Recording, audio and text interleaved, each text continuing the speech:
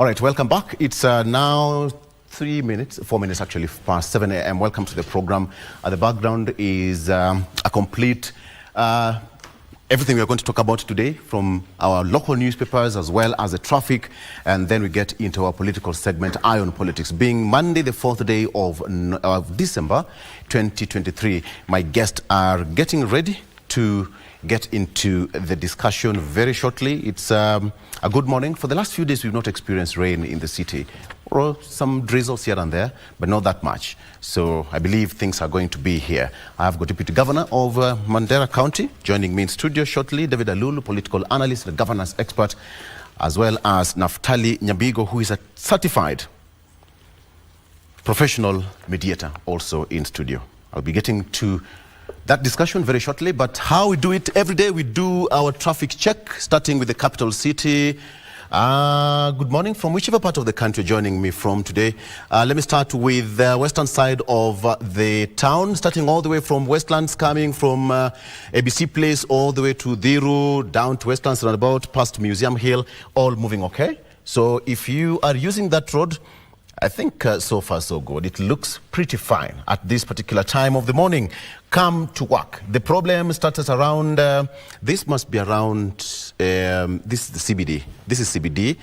Bit of some traffic along Moi Avenue here. It's given. It's given now that everybody is coming there. So the CBD will definitely look not so good at this time of the morning, but that is okay. How about the Thika Superhighway? Thika Superhighway not looking good. This is the situation.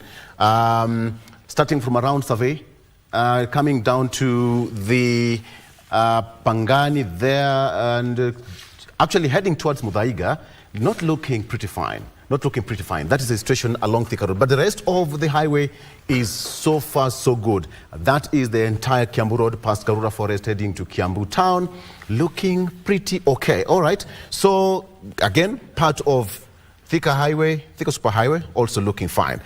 How about Outer Ring Road? Looking fine. That is what it looks like at this particular time of the morning. But the problem is around Embakasi. This turn, as you come from North Airport, those sides of Embakasi, as you come using that turn, that's where the traffic is actually as you come from Outer Ring, joining Embakasi. That's a bit slow here.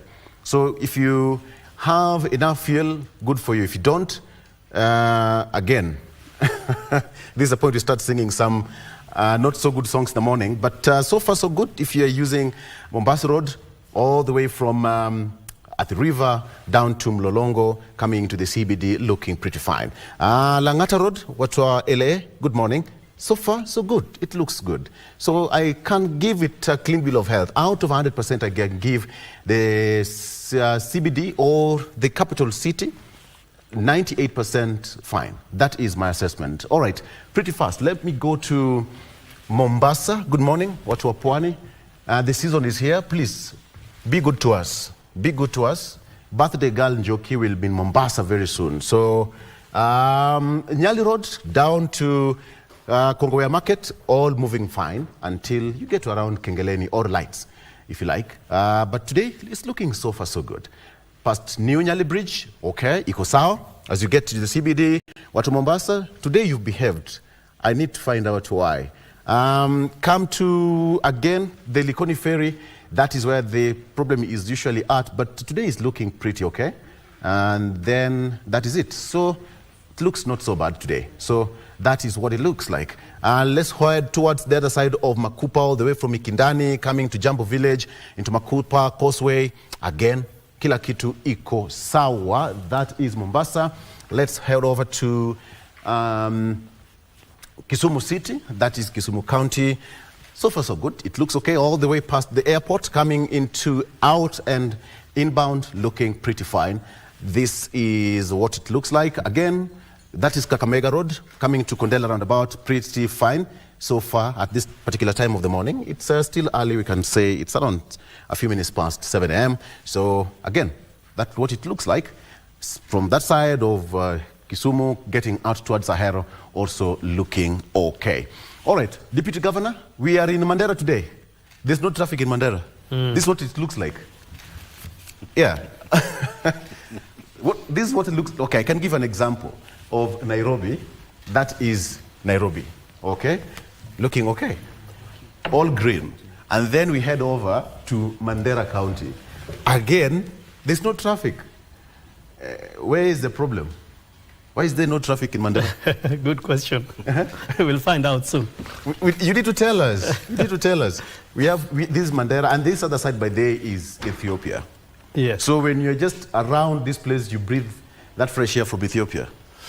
How do you relate with our neighbors from the other side? Are you sure it is fresh air? I suppose. It is those from Ethiopia breathing fresh air from Mandera, yes. Because I hear that they have plenty of waters right now. It could be, or Ethiopians are breathing fresh air from Kenya. Yes. I need to find out that one. So, how is your relationship with our brothers from the other side of the border? Deputy Governor? So far, so good. Yes. Okay. No problem. Yes. We are enjoying very cordial relationship. Right. Yes. Okay. Naftali, karibu sana, good to see you once again. Good to see you. Asante sana. Okay, as always, let me take you through the front page of our local daily list, starting with the Star newspaper.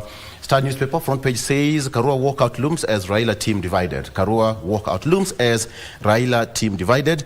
Dissatisfied NAC Kenya party leader to make major announcement this week. So that's what's on the front page. But all is well, as Raila Kalonzo have endorsed report and dismissed division talks. That is what's on the front page of the Star newspaper. Again, something to smile about. KDF begins withdrawal from DRC as Army Chief Ogola visits troops. Around 300 of them arrived in the country over the weekend. So I think that must be a very good point to say. Hongera to the KDF, and of course it was in conjunction with the troops at the ERCRF, that is joint forces from East Africa. Police officer arrested over assault of journalist. Very quickly, Mudavadi travels to Haiti for 3 days fact-finding mission.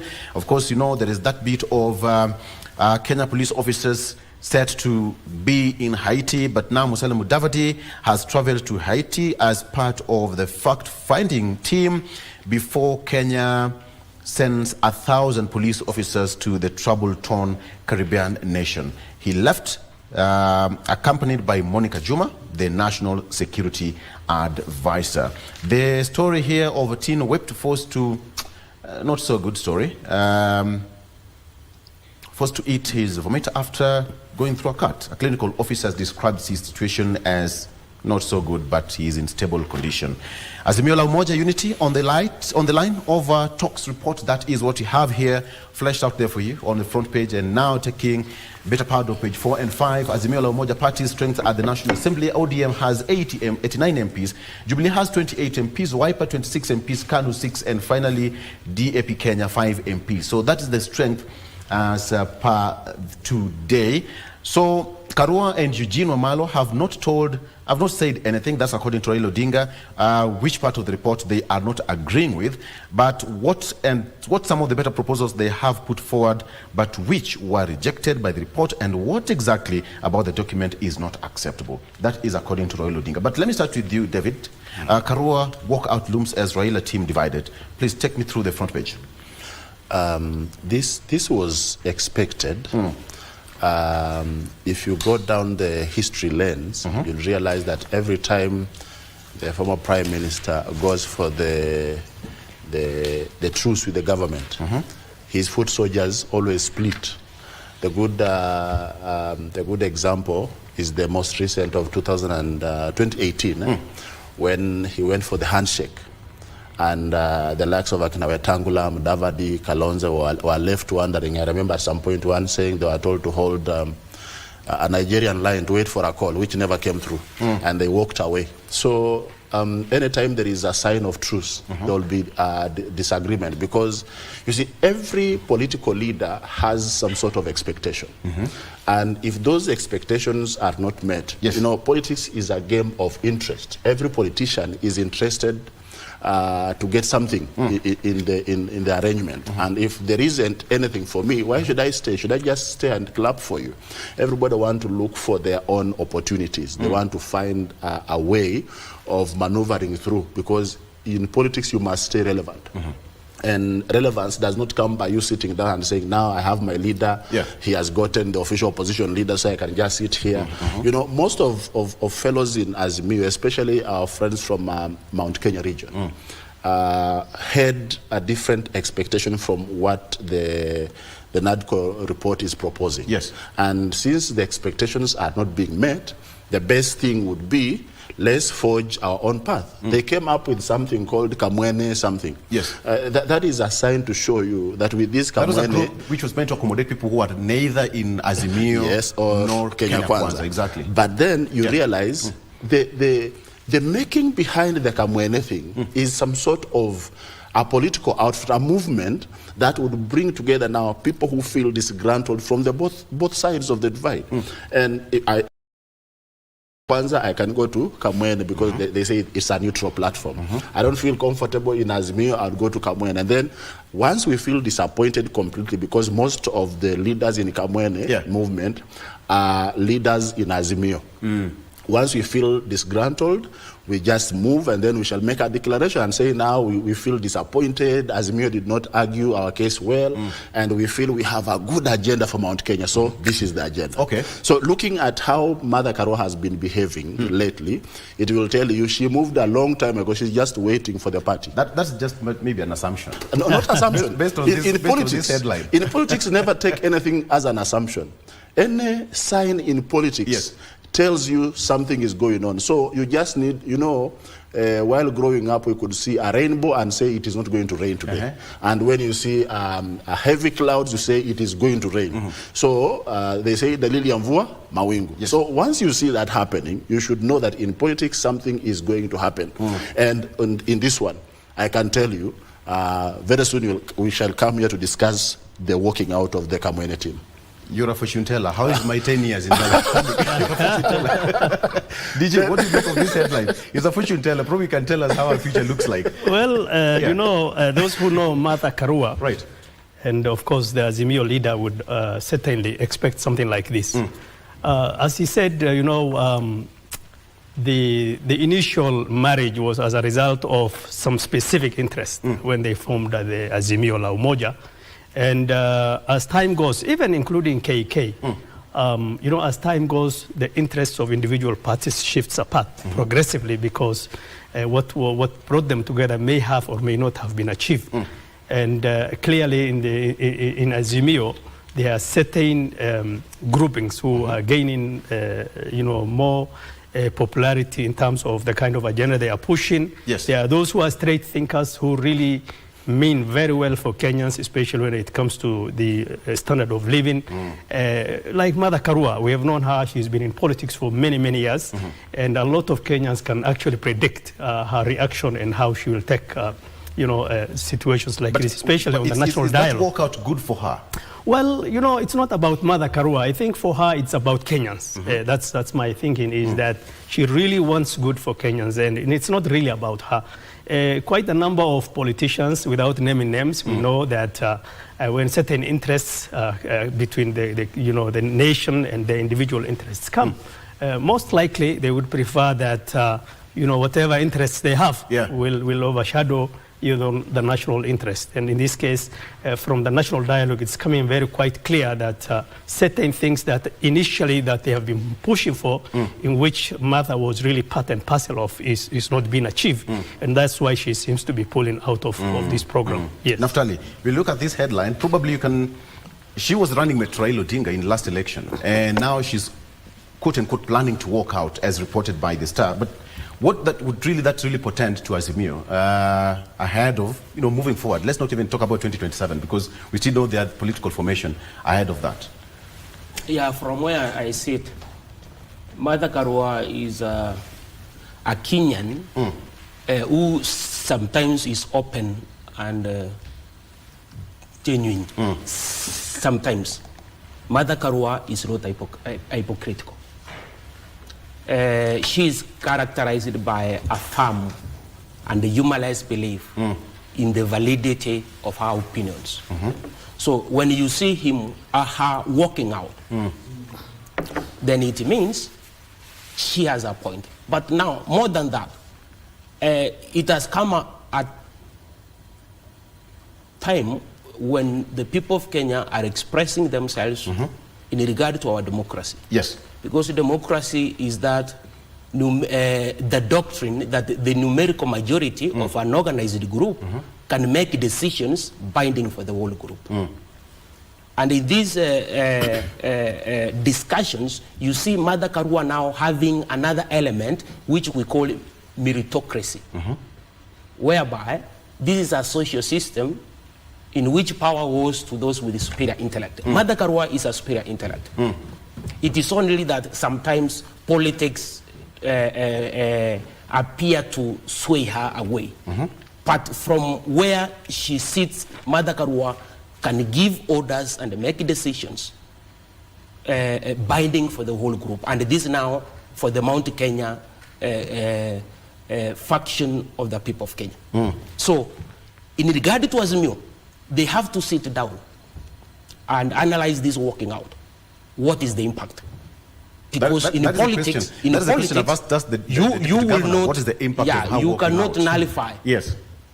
The opinions and the wishes of the Honorable Mother Karua. You will not in Kenya. This is what she said, and let me quote her, that the National Dialogue report, where is that? Okay, is troubling, problematic, and unacceptable. Yeah. So, Mother Karua, you know, when you look at Baba, I had indicated earlier that Baba always has two agreements. He has a private agreement and he has a public agreement. And he has been doing it for many years. So it is not a surprise that Baba had made a private agreement with the Honorable William Ruto, who is the president. The private agreement has been sealed. Now, Mother Karua has realized that the public agreement is now coming to be sealed in a way which she may not like it. Now she has to walk out. And she must do it in the best interest of the people. Of the people of Kenya. Yeah. I don't think the that... DG is not amused by that statement. I don't think that is necessarily true.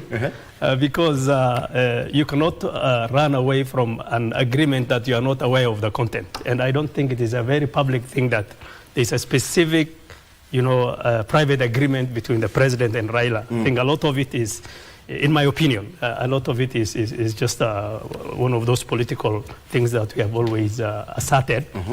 But I think in reality is that knowing Mother Karua, she is a straight thinker. Yeah. She is very independent in her opinions. And I believe what makes her work out is what is actually in the public domain, which is and what is in the report that was not captured, probably whatever she wanted to be captured. Yes, yeah. I mean, basically, the bottom line is the living standard. Okay. How expensive it is. I believe that she feels that it was not tackled well. It was not consulted widely. And I don't think the outcome that she intended on reducing or decreasing the standard of living of the citizens has not been really captured as she intended initially. And she believes, I don't think she will necessarily want to walk out in protest, but if given a chance to really discuss this and handle these specific issues, I have no doubt she will also come on the table. Not necessarily to say that I support Azimio, but for the sake of Kenyans, I think we can move forward together. All right. Yes. Front page of the Standard newspaper. Just a minute. Okay. What Naftali is saying has some sort of truth in it. I was with somebody, some leaders years back, and they were giving an example of what happened in 2002 election before the Kibaki Tosha theme. Somebody said they were seated somewhere at Intercontinental Hotel discussing, and then Raila Odinga walks out, and then kidogo baadaye they hear the man somewhere saying Kibaki Tosha, and they're like, we were in a meeting, we haven't even approved of this one. And then moving forward again, we find a situation in 2018 where guys are somewhere are waiting for a call through Nigerian line. But we all agree that in politics, like in going to war, you don't tell your opponent your next move. Good, and that is what he's saying. There is something called a private agreement. You see, private means... So then it's not wrong for Honorable Raila Odinga and President to have a private agreement. Yes, that is very not. The point now, the point is, there is usually that private. There is always an undercard and a card on the table. The undercard is this one which I talk with you and say, this is how we are going to execute this. You may attend. Yes, you may attend. You know, I have my people. We are going to talk and agree. Okay. And then when we come here in front, yes, we talk what we want everybody to hear. But undercard, we have our own agreement and arrangements. That is what he's saying, and I agree with him. There is a lot of, in politics, there is a lot of public and private agreements. The private, not everybody is too familiar with. Is that one of the golden rule you use in politics? The truth is that unless Raila and his team decide that this will be the end of the road for Azimio, then I would, and he believes that, as we said earlier, that his personal interest overshadows the interest of Azimio, then that argument can sell. But if Raila and his cohorts, including former Vice President Kalonzo, believe that truly speaking, who they speak for is the citizens, and they represent the opposition, and really they want to push back these proposals by Kenya Kwanza, they can only do it when they are still together. And of course, again, the fact that Raila has decided, quote unquote, to have this private conversation with His Excellency the President, historically it's not off the table, but I don't think it has come out. There was a meeting it happened in Mombasa. Yes. It happened. So, but who knows the content? That is why we saying. Private. Yes. No, So what was that conversation? Exactly. Yes. You can't know a private conversation. You cannot. You can never know. Which is fine. So we cannot say there was a private. So we're making assumptions. We're making assumptions. We're making assumptions here. Okay. Yes. All right. You all win then. You all win. Yes. Front page of the Standard newspaper. Experts. Kibaki would be shocked at Rutonomics. Kibaki would be shocked at Rutonomics. This is what it says. That economists say that President Ruto claims of copying former President Mwai Kibaki's economic playbook seem not to be working, as his policies and interventions point in the opposite direction, leaving Kenyans desperate and hurting. Page 4 and 5. Kibaki would be shocked at Rutonomics. Okay, we have got interest. 10%. The central bank rate is at 10%, up from 7.2% in July 2022. Since then, it has been on a steady climb. Again, front page very quickly. Fierce gang leader set to welcome Kenya police in 200-year-old Haiti mess. All right. So Haiti decades of gang violence has been well documented due to its long history of bloody coups and political instability. And it all started with slaves revolting against their French masters in 1804. And now, Prime Cabinet Secretary, that is Musalia Mudavadi, is out of the country to Haiti for 3 days on a fact-finding mission. That is what it is. Let me start with you, Naftali. Again, there is no secret card here. On the front page, experts, Kibaki would be shocked as Rutonomics. Very quickly. How? Why? Why shocking? You know, what William Ruto is doing is what Kibaki did in 2003. Kibaki laid down a framework as far as our financial or fiscal policies are concerned in 2003, and the Kenyans were taxed heavily. It is Kibaki who introduced that 2%. When you do business with the government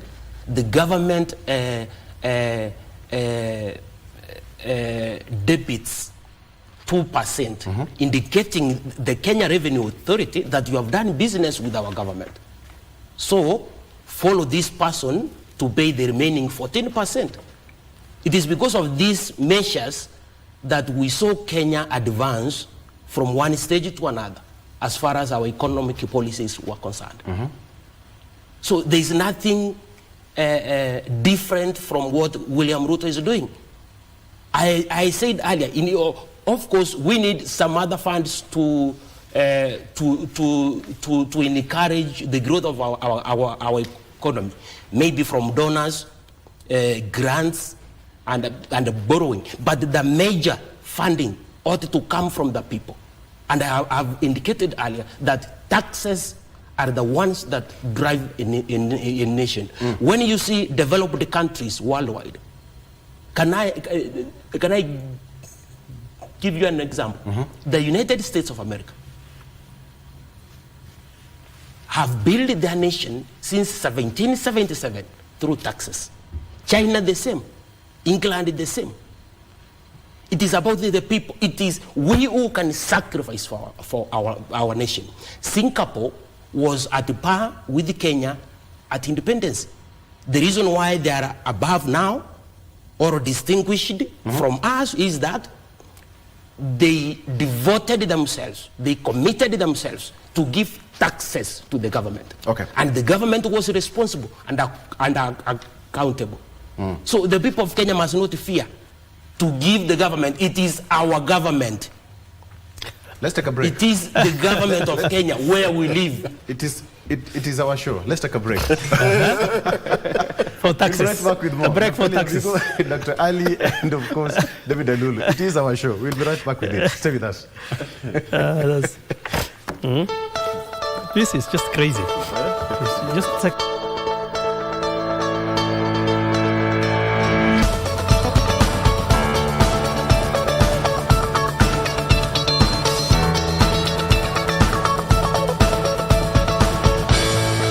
All right, welcome back to the show. It is our show. Naftali said it is our country. Of course, it is our country as well. All right, so on the front page of the Standard newspaper, I'm going to give you a minute each, DG, and David. Experts, Kibaki would be shocked as autonomics. DG, go ahead.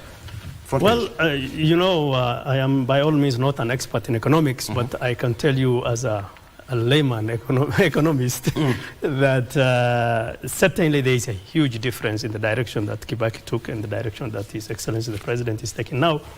Because for one, Kibaki started with devolution, before devolution, and then he left us about 1.8 trillion.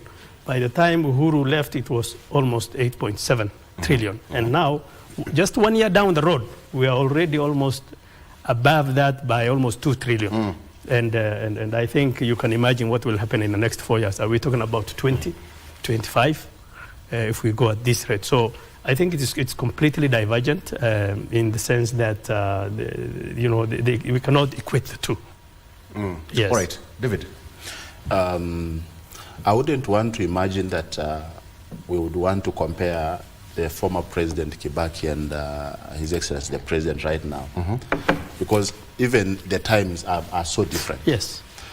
Times are so different because, like the DG is saying, the world has evolved. Yes, like the DG is saying, back then we didn't have devolution. Now we have devolution. We have every county wanting to get a stake, a portion of the cake. And the needs have really grown. And even in terms of development, I think Kenya has gone far much ahead. So by all means, people will start or will try to see the negativities in what is going on. But if you want to look at it with a clear eye, I think we are on the right trajectory. DG here would tell you, if he wants to, that as a government they are managing in Mandera, there are more resources needed than back then when it was just a district. Because a district, they would get something small and nobody would ask what percentage do we have. But today you'll hear them say, we want 35%.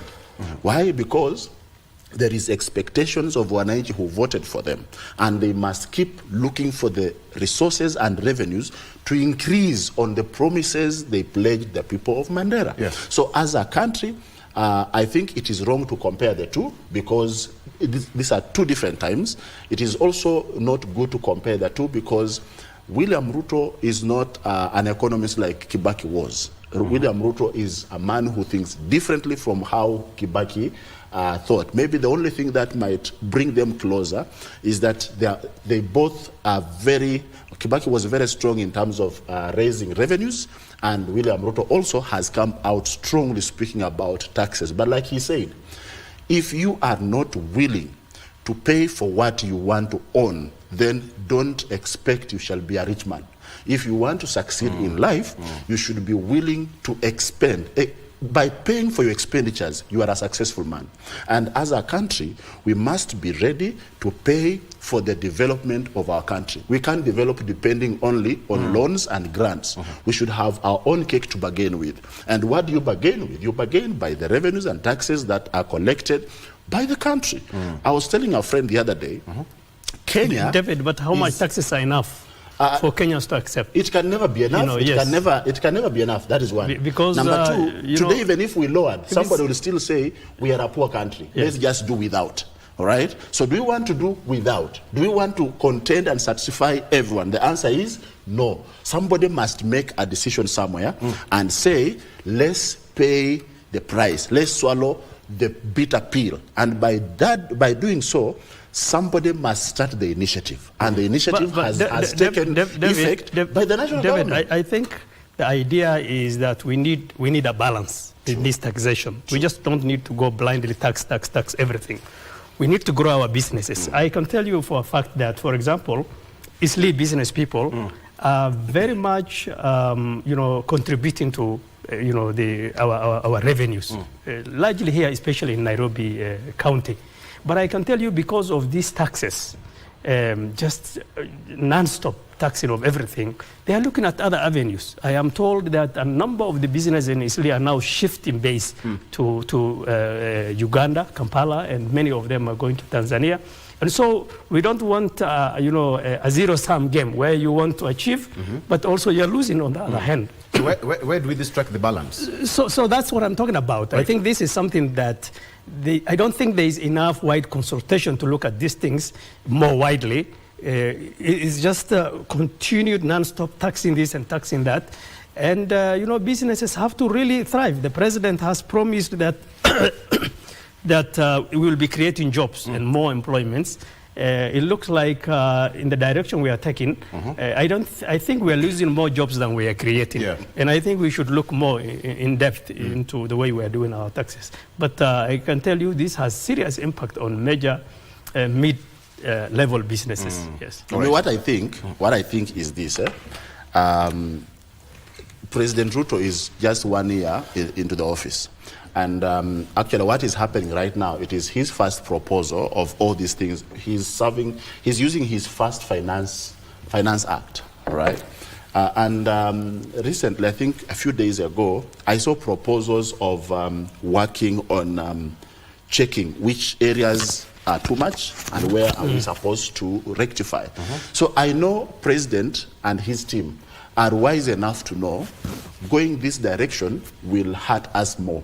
And I am anticipating, I don't know, but I'm anticipating as we move forward. Yes. Like he said, of course, I am also in business, and I know many business people are hurting. And as a country, we would want to have a conversation on which areas we can work on. But my point, DG, was we can't run away from paying the taxes. Yeah. We can't look at it as a bad demon attacking us. It's not a bad spirit. It's a good thing. We need to agree that we need to pay the taxes. It's pretty the same thing on the front page of the Daily Nation here. Kenya's debt hole, that is what's on the front page of the Daily Nation. We'll be talking about that one pretty shortly, but how about I take you through what we have on the front page of international papers. Let me start with the front page of the BBC. This is what it looks like. Israeli ground forces pushing into southern Gaza. Of course, shelling and fighting also resumed after the deadline of the talks. So what we have is Israel-Gaza war, Israel forces pushing into South Gaza. This was updated around 7 hours ago on the front page of the BBC. And it says that Israeli ground forces are pushing into southern Gaza after 3 days of heavy bombardment. Initial reports from Israel Army Radio effectively confirmed that Israel has launched a ground operation to the north of Khan Yunis. And the head of Israel Defense Forces later told troops that the IDF was also fighting strongly and thoroughly in South Gaza. Gentlemen, it's not coming out. They started to have some truce, but when the deadline collapsed, this is what it is. The 7-day truce saw Hamas release 110 hostages after being held in Gaza in return for 240 Palestinians being released from Israeli prisons. You are a mediator.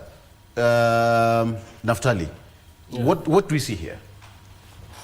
Okay, number one, before mediation. Yes. Protocols 1 and 2, additional to the Geneva Conventions of 1977, are the most widely accepted legal documents in the world. Yes. So Protocol 1 handles protection of victims in international armed conflicts. Then Protocol 2 handles with protection of victims of non-international armed conflicts. Yes. So these are legal documents that act in conformity with the international humanitarian law. Whatever you say at Gaza is a humanitarian crisis.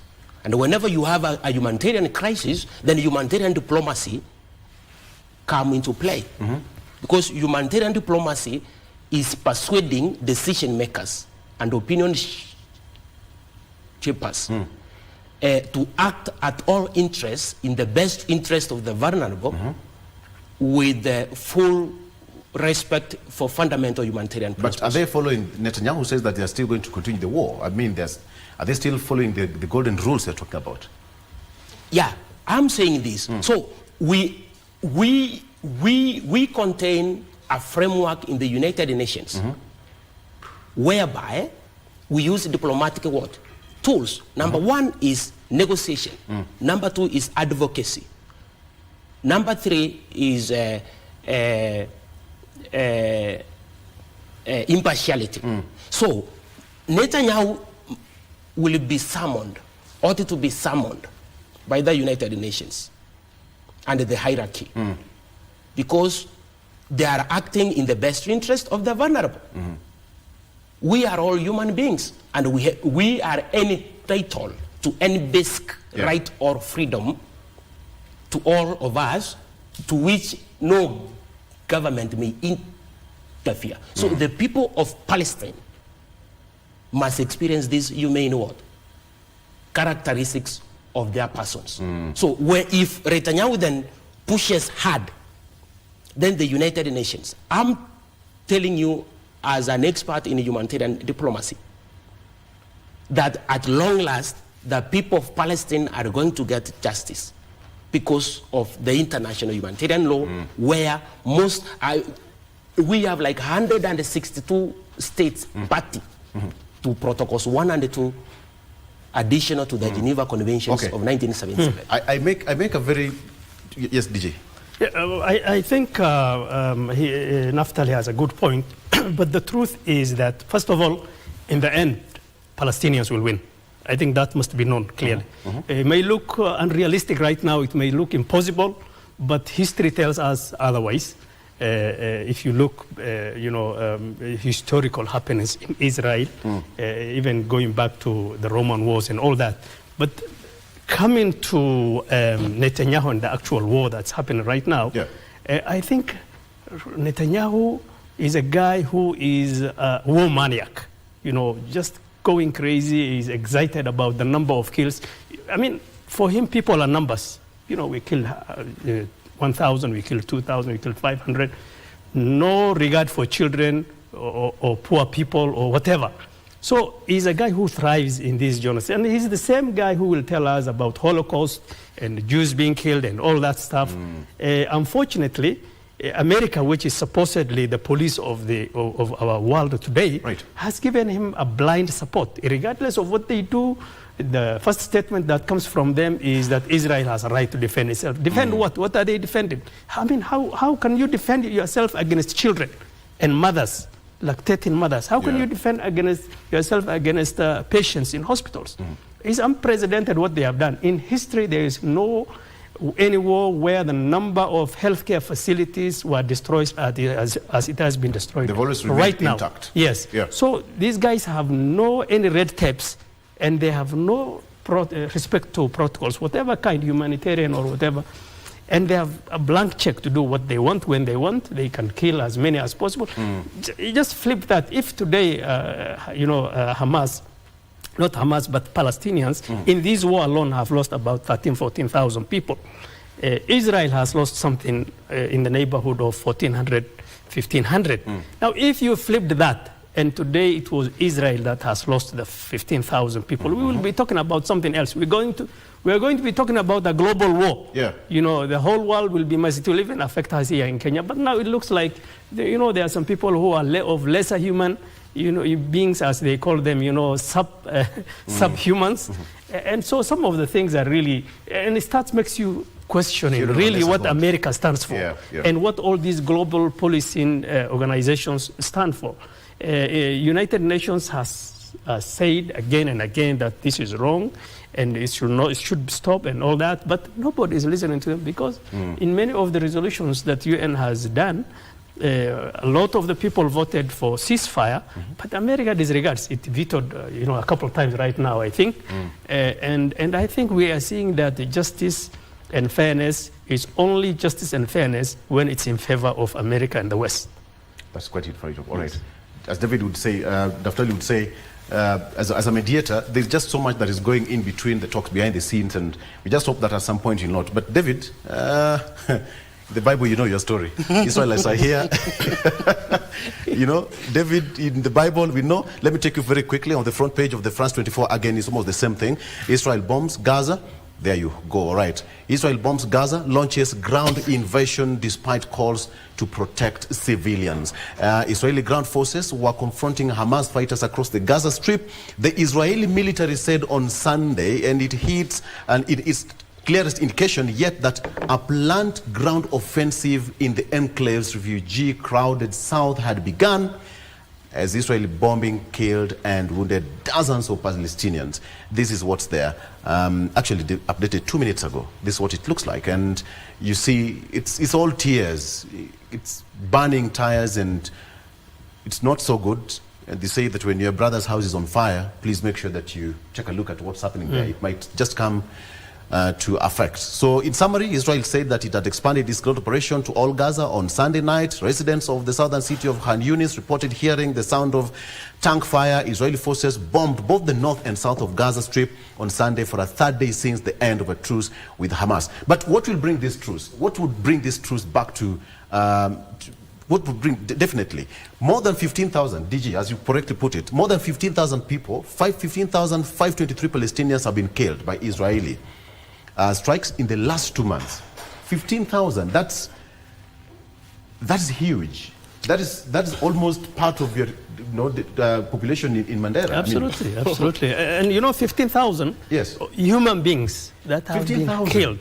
And unfortunately, because of the Western influence and because of the kind of protection Israel has and Netanyahu has, they are really objecting to the use of the word genocide. And this is clearly genocide, Because when it hits 15,000, then that is that basically yes, total genocide. Yeah. And the sad part is that it is indiscriminate. Just children and just the neighbors. You've seen some of the buildings in Hamas. They're talking about in Gaza. They're talking about almost 50-60% of those buildings have been totally destroyed, meaning that this agenda is really not meant to revenge whatever Hamas did on the 7th of October. Let me get from Naftali. What will bring these people? Yeah, my perspective, number one, when you look at in the book of Exodus chapter 6 verse 8. Just a minute, I have my Bible with me. Continue. And I will bring you into the land I swore with uplifted hands. The book of Exodus? Yeah, chapter 6 verse 8, and I'm using the New International Version. And I will bring you to the land I swore with uplifted hands to give to Abraham, to Isaac, and to Jacob. I will give it to you as a possession. I am the Lord. Full stop. Don't you know that Gaza is part of the land that God swore with uplifted hands to give to the Jews? So who are you to resist what God has commanded? So Netanyahu and his people have this in mind, that this thing we have been given, it is ours to possess. So whether they kill people or not, it is up to them. But they have been given. Remind me of that verse again. Exodus chapter 6 verse 8. Yeah. Okay, continue. Mine, I'm using the New International Version. And I will bring you to the land I saw with uplifted hands to give to Abraham, to Isaac, and to Jacob. I will give it to you as your possession. David is not I am the Lord. David, you know David in the Bible, King David, king of Israel. We all know your story, David. Are you listening? Yes, I'm listening. Right? You know, last time I was with Naftali here, he said something that kept you wondering. He said Israel is landless. That is what he said. Of course, no. So they are aliens. They are aliens. Today, he has made another statement using the Bible that this is a promised land. And so Israel is going for their promised land. What they have been promised by their creator. But my thinking, like what the French president said the other day, I think it's about time that Israel made it clear what exactly they're looking for. Yeah. All right? Without having to say Hamas is right or Israel is wrong, we need to now come back to the drawing board and ask ourselves some serious questions like the DG says. What about the innocent children and women and everybody who did not go, they're even not associated to the doings of Hamas, but they're paying the price. So there comes a time when the international community and Israel now needs to sit down and review their strategies and their agenda and consider the human dignity in Gaza. So because no blood is worth what is going on in Gaza. Yeah. And so for me, as history would have it, King David, I would say let peace reign. Let's peace trail. Yeah. But we all know who David was. Yeah, you know. Of course you know it. He was a king. He mambo ingine watu wanachana naye. He was a king. Victor, did you know that King I know where you are going, but just leave killed it. many people until God himself, King David killed many people, shed so much blood until God himself said, you are not going to build me a temple. Your son will do it. Why? You have shed a lot of blood. David, let's come back home. Umemaliza hapo, umesikia hiyo? Okay, coming back home, it's always good to, go 360. All right, Kenya's debt hole, that is what's on the front page of the Daily Nation. Very quickly, Kenya's debt hole, pretty much the same thing as on the front page of the Standard. It says that whereas new 2 trillion shillings loans from IMF and World Bank have eased fears of the countries defaulting of the Eurobond. They are plunging the countries deeper into debt. And now, besides being saddled with the tough conditions such as punitive tax measures and removal of subsidies, that have only made life harder for many Kenyans. So there is a graphic here of what President Kibaki found, President Uhuru Kenyatta found, and now currently what President William Ruto has found in store. And now it says that as per the economy, money going into debt service on verge of surpassing government and county spending. That is what we have here. Higher fuel price on the cards as Ruto pushes for new carbon tax. That is happening in Dubai, COP28. Very quickly, that should be it. Allow me, gentlemen, to ask you this question. What have you taken with you so far? We are coming to the close of the year, 2023. Naftali, what have you picked to this end? Politically, economically, socially, and everything else. Let's take a political 360. And let's take a look at what has been there. What has stood out for you? Yeah. So, number one, yesterday was a very important day. It was the International Day of Persons with Disabilities. This day was inaugurated on 3rd December 1992 by the United Nations General Assembly, Resolution number 47/4. So in regard with persons with disabilities and the minorities and the marginalized groups, the government of Kenya has worked very hard to come up with legislative and other measures to ensure that these minorities and marginalized groups access services as part of what? Other Kenyans. Number two, when you look at the comparison you have with the former regimes, I see the current regime as formidable in regard to foreign policy, foreign affairs, and international trade. Because when you see Kenya Vision 2030, then this vision ought to be in conformity or in harmony with the Sustainable Development Goals by the United Nations. So the Honorable William Ruto is committed, has that sincere and steadfast fixed of purpose as far as foreign policy is concerned, because he knows this is where he's going to derive the Kenyan sustainable developments as far as the national values and the principles of governance are concerned. So when you talk about zero hunger,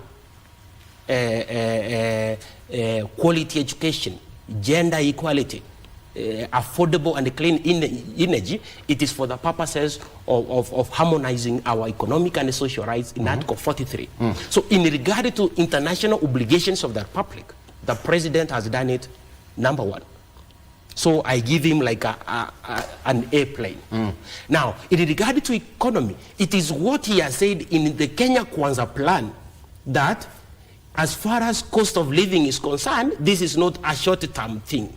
It is a long-term thing where production and value addition is included. So the government is working on the cost of living. What needed from the people of Kenya is that good natured tolerance of this delay or any incompetence.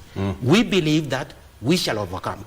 Mandela went on to explain how they developed the manifesto of Umukonto Wasinzwe on the 16th December 1961, intent on exposing the failures of the National Party's policies after the economy would be threatened by foreigners and willingness to risk investing in South Africa. Then Mandela ended his statement, and you will kindly allow me to quote him.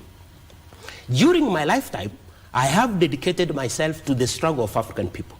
I have fought against white domination, and I have fought against black domination. I have cherished the idea of a free and a democratic society in which all persons live together in peace and in harmony. It is an ideal which I hope to live for and to achieve. But if need be, it is an ideal for which I'm prepared to die. Unquote. And these were the last words of Mandela before going into detention. So what we are looking here is responsibilities of leadership. Who are our leaders? According to Article 73 of the Kenyan Constitution of 2010, every state officer and public officer in all our state organs have that responsibility. Yes. The social force that binds them for the courses of action demanded by that force. And one of them is public trust. Number 2 is competence. Number 3 is suitability. Number 4 is impartiality. Number 5 is objectivity. Then honesty in the execution of public duties. When we say that authority assigned to a state officer A is a public trust to be exercised in a manner that Roman 1 is consistent with the purposes and objects of this constitution. Roman 2 promotes respect to the people. Roman 3 brings honor to the nation and dignity to the office. And Roman 4 promotes public confidence in the integrity of the office. And B vests in the state officer the responsibility to serve the people rather than the power to rule them. I have power to take a break bestowed upon me. Gentlemen, let's take a break. Thank you. Let's keep some dignity. Wow.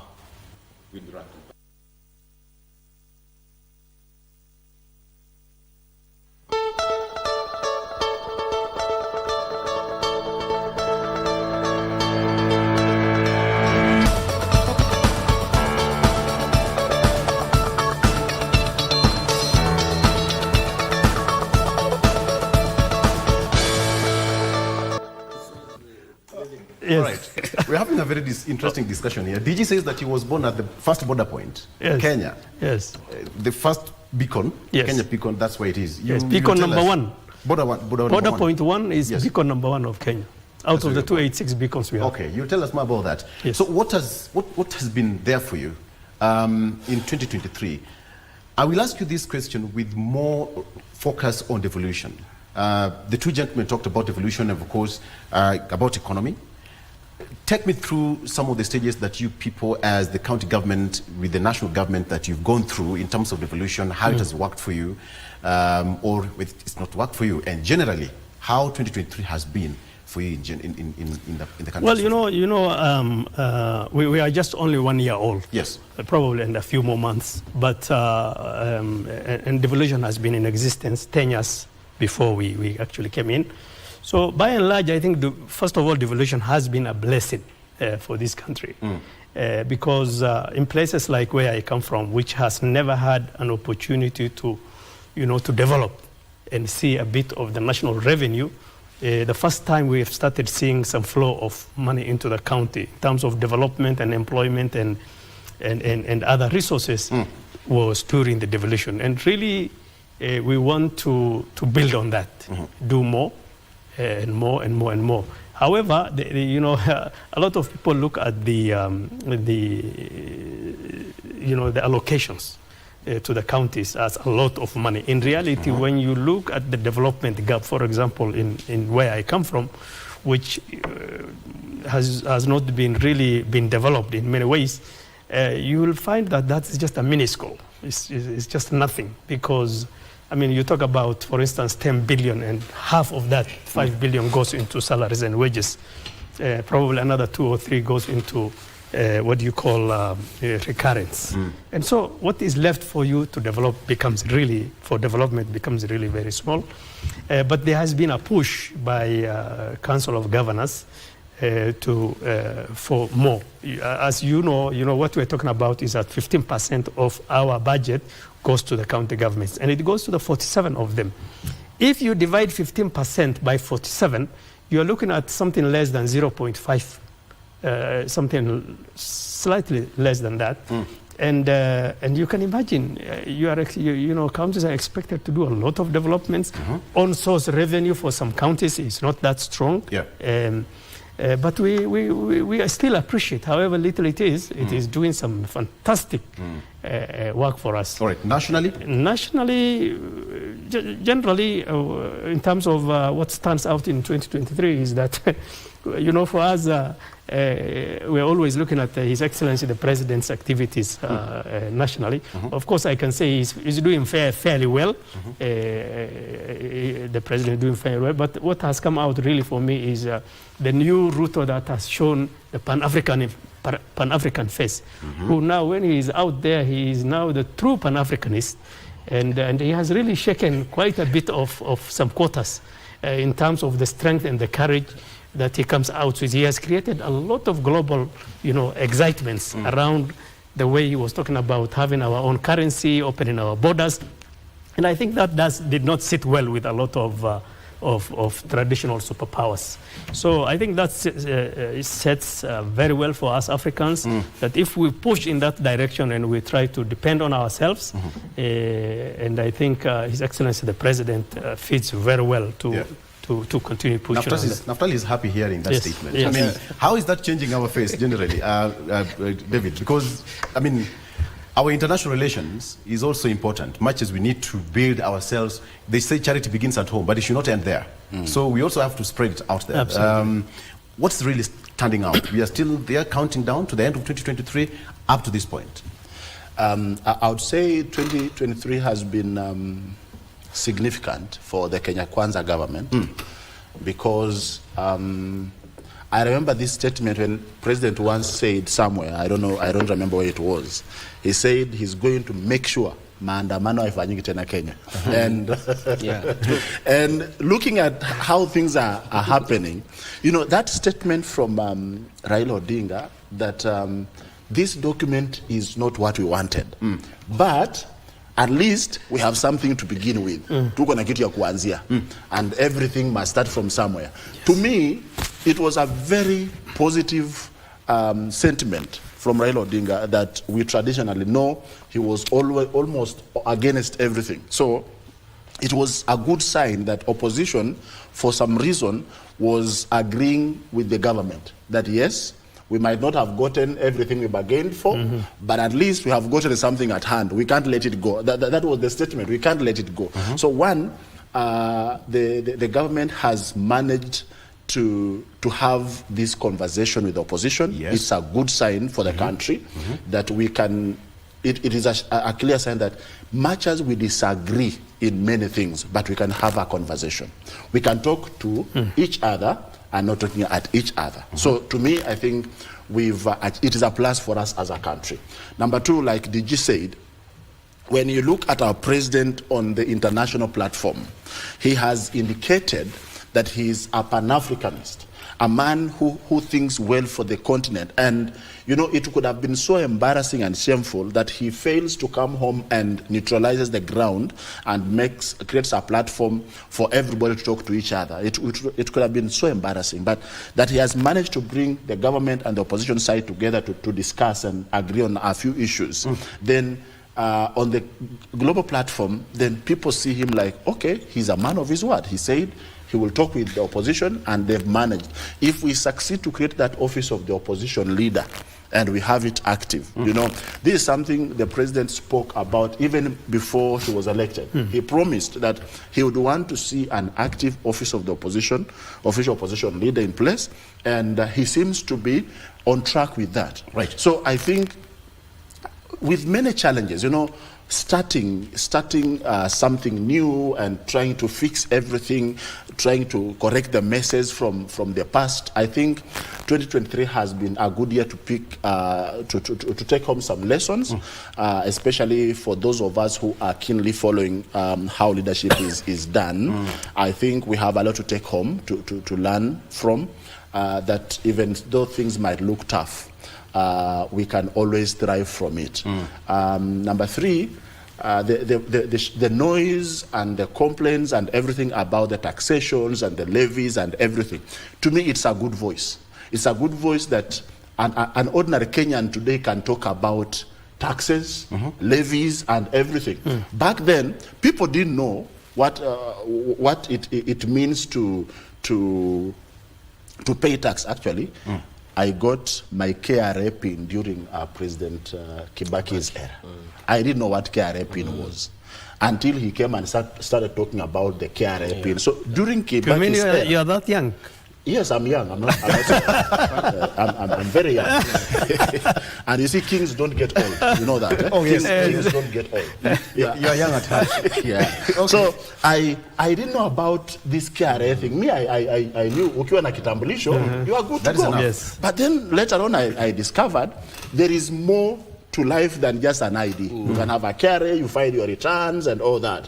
And then it went on and on. At some point I realized you just don't have a KRA PIN. You must have a tax compliance that every now and then you should apply for compliance to know that you comply. So when we hear people, me personally, when I hear people talking about NHIF, NSSF, people talking about KRA, people complaining about these things, to a good leader, that is positive, that people now understand. When we talk of civic education, it's a systematic way of educating people on these things, that you can go home and ask your child, what is KRA? They will tell you KRA is the institution collecting money from Kenyans. And then from there, we have a conversation to start. So 2023, to me, has been a good year. What about our social ethos, DG? Have we, as a nation, brought ourselves together? Are we coexisting? Well, I think by and large we are making good progress. You know, we have come from very far, and sometimes when you look at the current situation on its own, it doesn't make a good contextual understanding of what's going on. But when we look back in history where we started, we have gone through a lot of tough times in terms of our ethos, in terms of, you know, our social fabric. I think Kenya is really making very good progress.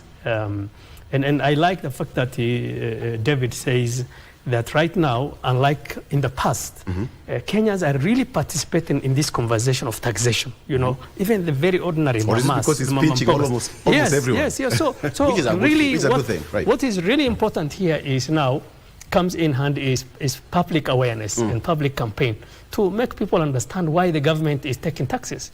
You know, there are people who think that government takes taxes so that it can fund the president and his office and his governments. And then some of them call us, you know, those of us who are in government, thieves and corrupt. And they don't know that all the roads that we're enjoying and all the big infrastructure is a result of the money they are contributing. My contention with that only is that how much taxes do we need to collect to strike a good balance? But the very basic idea of taxation is very important, and it's what makes a difference between, you know, a good, you know, strong country against, you know, the opposite of that. As he said, Singapore is a very good example. But sometimes, you know, there are certain very good things that when you necessarily bring it and try to impose it on a country, we are not ripe for certain things. So we need a bit of, progressive indulgence and engagement. Right now, we have a very good opportunity to do a lot of campaign. The reason why we are seeing quite a bit of outcry is because I think there is proper lack of public campaign and public awareness, as he calls civic education, to the public why these taxes are needed and why they are required. And that's actually, I think, that's why the discussion and conversion is there. And that's why we are failing right now, because Mama Mboga and the other people, the border borders, they need to understand why the fuel is going up. All these things. So I think generally it's works in progress. This country is moving forward. We are becoming part of the emerging nations across the world. So it's looking good. All right, very well. Good. Yes, Naftali. So how do you link social behavior, our ethos, our national values, humanity, equality, equity, inclusiveness? How do you link this with taxation? How? You see, many people, many Kenyans, and I've been listening to some of them, someone messes you up on a single item of etiquette, and then they lean on hard living, cost of living. You see, the rules governing the socially acceptable behavior must not be linked to money. So I cannot be able to pick your phone and then I link it on taxes. How? So we need etiquette. We need moral values. We need that unbroken and undivided. That as a nation? I'm telling you, the problem with Kenya right now is not about taxes. It is about etiquette. Okay. How many people call your phone and then you do not answer? How many? Is that anything to do with the tax? Okay. It's about etiquette. Okay, you're accusing me. No. From where I sit, you're accusing me. I'm giving you a candid. Okay. A candid what? Discourse. That the people of Kenya must disassociate money and the cost of living from etiquette. Some of us, your mother calls you from at home in Kisi, and then you don't call back. Why? Because you do not have money? No. This is about etiquette. Our moral fabric has been destroyed. So let us sit back. In his own words, and you will kindly allow me to quote Martin Luther King Jr. If we are to go forward, then we must go back and rediscover these precious values. That all reality hinges on moral foundations, and all reality has spiritual control. Full stop and unquote. So the people of Kenya, forget about education, forget about the economy. Let us go back from the family level, from the individual level, from your friends, your peers, and enhance and promote our etiquette. How to live with one another. Because part 4, I mean 5 of the preamble of the Constitution of Kenya states, we the people of Kenya committed to nurturing and protecting the well-being of the individual, family, communities, and the nation. So it begins from the individual, etiquette and protocol. You have etiquette. Yes, that brings to the next question. How about our justice system? We've had, judges, in the corridors, probably again, you are well versed with that, Naftali. How about our justice system? Have we grown? What are some of the changes that you've seen, or some of the lapses that you've seen in the year 2023? And probably where we need to work on. 1 minute before I take the mic off you. Yeah. Yes. You see, one thing about our judiciary, it's like the way my brother David said. When you look at Kenya, generally, we have advanced almost everywhere. When you look at the concept of separation of powers and checks and balances, the judiciary, our own judiciary in the Republic of Kenya is one of the transformative judiciaries in the world. We have independence of the judiciary. Were it not for the independence of the judiciary, we could have had BBI, that BBI aspect being imposed on the people of Kenya. But when it went to the High Court, when somebody instituted court proceedings claiming that this constitution has been threatened or is threatened with contravention, the judges there, led by Justice George Odunga, were led with the courage, the quality of spirit, which enabled them to face danger or pain without showing fear.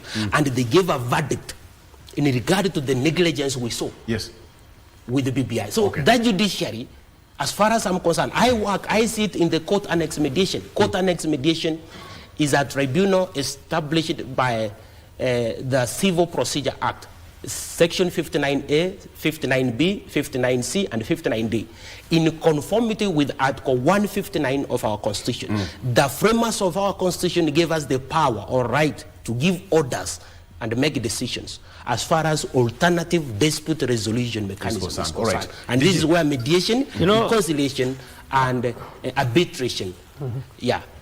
No, I agree, but I want to go back to the issue of the ethos. That really, I think, as Naftali said, yes, the element of etiquette is important, but I think when we speak to the morals and the national values as a country and our ethos in general, I think, as I have said, we're making quite a big progress.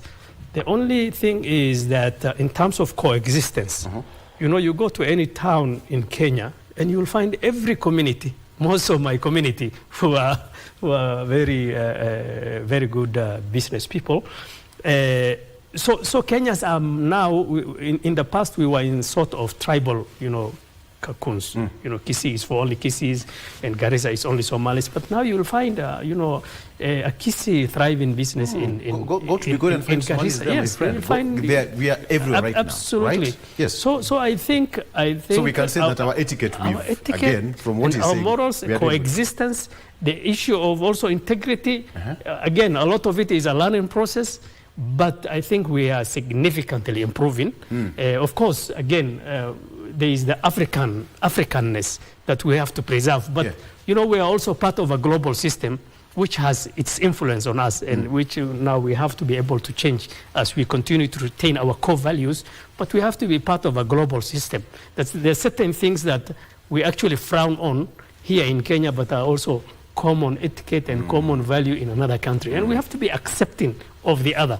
And I think that's where we are going, both at our local levels, in our towns, at the national level, and even globally. Now we are viewing people a bit more friendly from other parts of the world and more accepting. And I think that is a very good thing, in my opinion. Let's talk about the international relations, because we've had so many conferences happening in this country this year alone. We had Africa Climate Summit, which brought many heads of states in the country.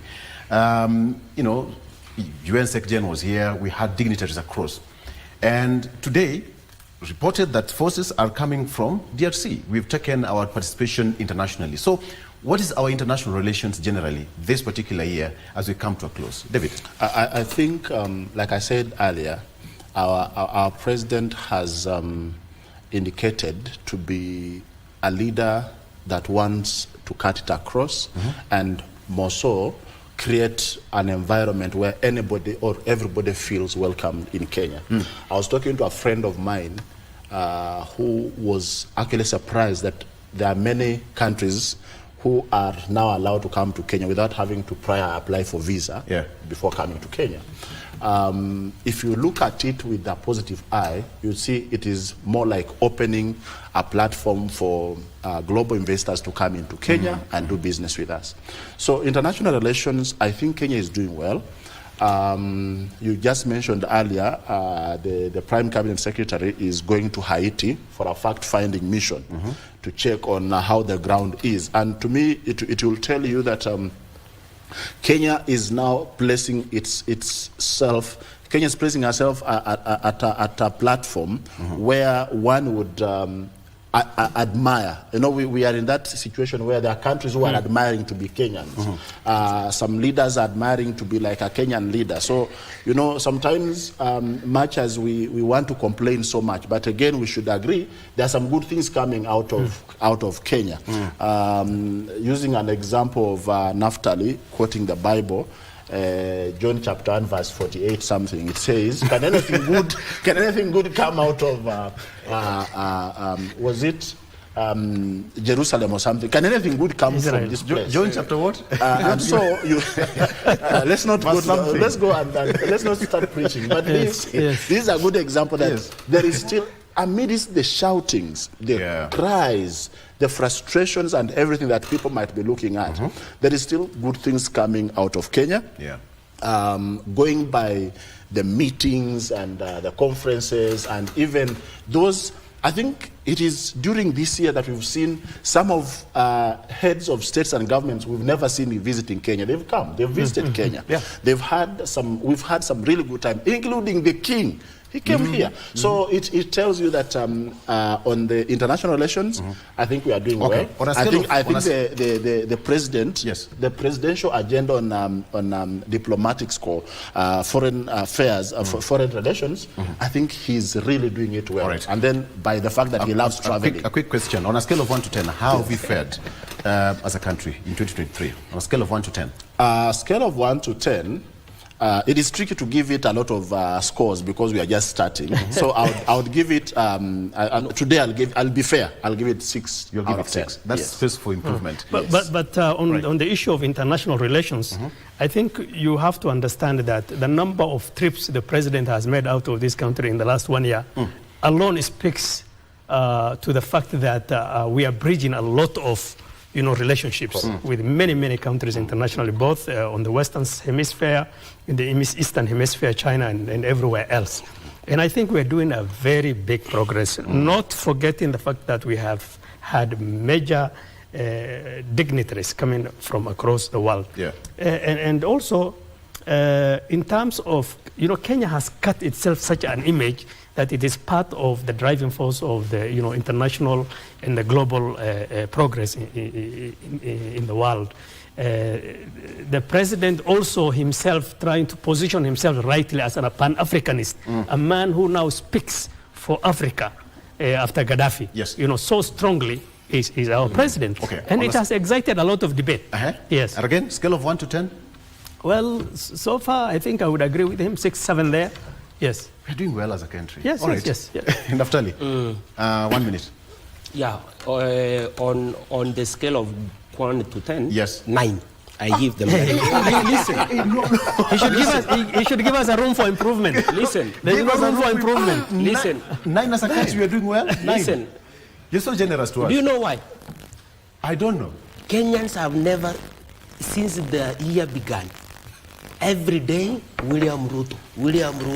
It means there is something he is doing. Point of focus. Listen to me. Yes. The president, as far as I'm concerned, has been fair to all parties as dictated by reason and conscience.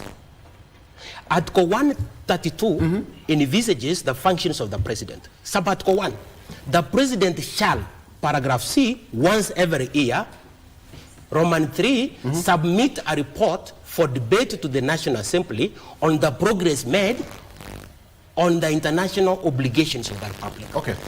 All right. Okay. So out of 100%, cumulatively we are doing 21. 6, 6, 9. 21%. Generally, we are doing 21% as a nation. We are good. 21%, we need to do more. Yeah. What is your calculation? You give 6? No, out of 100, I gave 60. He gave 60. 60? I gave 90. Out of 100. Okay, I said out of 10. Out of 10. Yes. So 6, 6, 9, 21. So we still have room for improvement. But it is 21 out of 30. Very, sorry. It is Very quickly. 21 out. I really want to understand how things are in the north right now that we have lots of rains in the north. Yes. You're what affected? I think that is a very important debate right now in the country. And it's not only for the north and Kenya, although it is the one that is largely affected and impacted by the El Nino. You know, for the last 7-8 months, the meteorological department, the weatherman, has been predicting El Nino, El Nino. And then somehow we got ourselves to prepare for the disaster, as you would expect. But at some point, I don't know what happened. They went to misadvise, I think His Excellency the President, who said that this is not El Nino. In fact, this is just heavy rain. So then that has really slowed down our preparedness as a county and many other counties like ourselves. Have you reported any deaths so far? So yeah. We are talking about, at least in my county, we're talking about, about 14, 15 deaths across the county. 15. And this was just unprecedented. I don't know how many of you are still, in existence in 1997, El Nino. Yeah. David just said he got his KRA some 10 years ago. I don't know whether he was born then. But I'll tell you that it is probably twice as much impactful as El Nino of 1997. A lot of people have really, spoke very negatively about the county governments and many in northern Kenya asking for help and support. But that is very reasonable because, this is unprecedented disaster. It's more like the storms and the hurricanes and the earthquakes. I'm coming to that. Yes. I'm coming to that. But I want Kenyans to understand why we are always out there talking about this issue because, in the northern part of this country, despite the colonial times, we gained independence in 1963 as a country. We were born then, and that's when we started building our country. But in reality, Kenya is 60 years old. I would say northern Kenya is only 10 years old, the 10 years of revolution. So in terms of infrastructure, we have no infrastructure, and that's why you are seeing there are no drainages. That's why you are seeing the roads are cut off. Yeah. That's why you're seeing, even we are not part of the national grid, we depend on diesel. And when the roads are cut, then we have no diesel, we have no power, and then we have no network. And so a lot of these people do not have a good historical background of where our country came from. Okay. But I say that where I come from, we're only 10 years old in terms of development. And in terms of realizing some kind of level of inclusivity in this country. I would tell you, my friend, that even today, because of how we came during and because of the colonial policies, I don't know if you have been to Garissa, when you are crossing from Garissa to the south, somehow you feel that the Garissa crossing looks like a border point. Yeah. Within our country, it looks like Namanga or Busia. And that should not be the case. There has to be free movements in this country. Okay. And we are perpetuating the colonial policies still. Okay. Thank you. We have to stop at that particular point. Gentlemen, thank you so much. I had to give it the last time because northern Kenya is worst affected by the drought. Yes. And now the El Nino phenomenon that we are facing in the country, you just have to give us a rundown. But I hope no deaths have been reported so far and humanitarian aid is reaching the county as needed, right? That's reported. Thank you so much. All right. Last where we wrap it up. Thank you so much. But as Oswells, we must have finished with a lighter note. This is what it looks like. DG, you look so serious here. Open. You see, you're very focused. Looking at the camera straight. David, where are you? David, there you have it. Fist on the table. I don't know what you are frowning about. Was that point coming so hard on you, David? You see? My coffee. Okay, all right. Naftali, look at that look. Like, where? Yes. That point was coming from you. All right? He was thinking about the landless Israel. yes.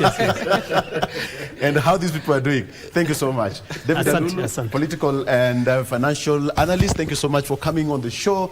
For the first time, Dr. Ali Maalim Mohamud, who is the Deputy Governor of Mandera County, bigger pardon, also joining me on the show, as well as he's called himself the public certified professional mediator. Naftali, thank you so much for coming to the show. Gentlemen, asanteni sana. And you as the viewer, asanteni for joining me. My name is Victor. Have a good morning. Bye-bye. Thank you.